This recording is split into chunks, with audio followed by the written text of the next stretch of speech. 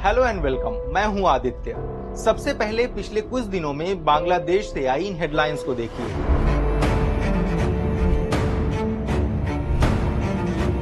बांग्लादेश ने भारतीय सीमा पर ड्रोन तैनात किए। पाकिस्तान से बड़ी मात्रा में गोला बारूद खरीदा। बांग्लादेशी नोट से शेख मुजीबुर रहमान की फोटो हटाई और पाकिस्तानियों को अब बिना सिक्योरिटी क्लियरेंस के एंट्री मिलेगी। आखिर बांग्लादेश में चल क्या रहा है और इससे भारत के लिए कौन सी मुसीबतें खड़ी होंगी, जानेंगे आज के एक्सप्लेनर में। पहले जानते हैं कि ड्रोन का मामला क्या है। शनिवार को इंडिया टुडे ने बांग्लादेशी सूत्रों के हवाले से लिखा कि भारत की सीमा पर 6 ड्रोन तैनात किए गए हैं, जिन्हें बांग्लादेश की 67th आर्मी यूनिट ऑपरेट कर रही है।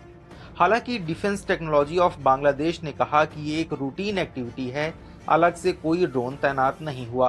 बांग्लादेश का कहना है कि ये उनकी सुरक्षा के लिए है।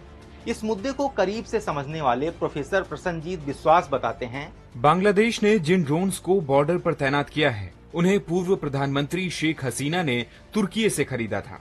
ये बैरक्टर TB2 ड्रोन हैं, जिनकी वजह से यूक्रेन ने युद्ध में रूस को कड़ी टक्कर दी है। भारत ने भी सीमा पर निगरानी बढ़ा दी है। हालांकि दोनों देश करीब 4000 किलोमीटर लंबी सीमा शेयर करते हैं।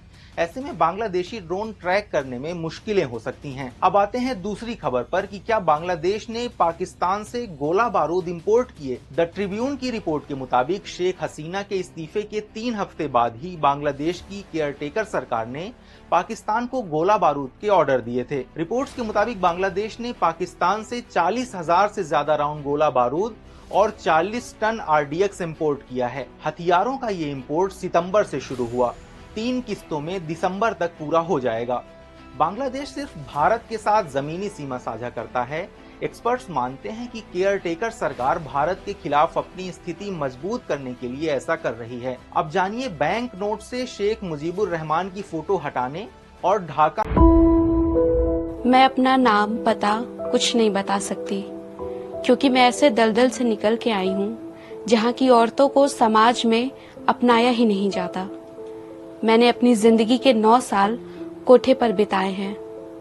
मैं शायद 18 साल की रही होंगी। 12वीं में पढ़ाई के दौरान एक लड़के से फोन पर बात हुई। प्यार में इतनी पागल हो गई कि घर छोड़कर उसके साथ भाग गई। वहाँ हम एक सस्ते से होटल में रुके और उसने मुझसे कहा कि हम लोग 2-3 दिन में शादी कर लेंगे। तुम्हें अपने एक दोस्त के यहाँ ले चल रहा हूँ। अगले दिन जब मेरी आंख खुली तो मैं 20-22-20 के एक कमरे में बंद थी। बिस्तर के नाम पर सिर्फ एक तकिया था, जिससे मुझे बहुत बदबू आ रही थी। मैं कमरे से बाहर निकली तो मुझे एक बंगाली बोलने वाली औरत के सामने बैठा दिया। उसने मुझे बताया कि मुझे मेरे बॉयफ्रेंड ने 1.5 लाख रुपए में बेच दिया।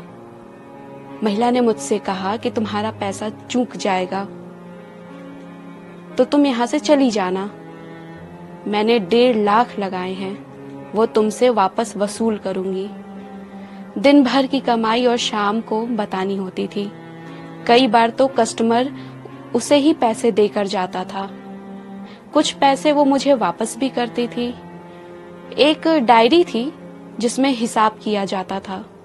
100 रुपए पुलिस का, 100 कमरे का, 100 मेकअप का, और इतने के बाद अगर कुछ बचा तो मुझे अपना खाना भी खुद मंगवाना होता था, क्योंकि खाना तो वहां बनता ही नहीं।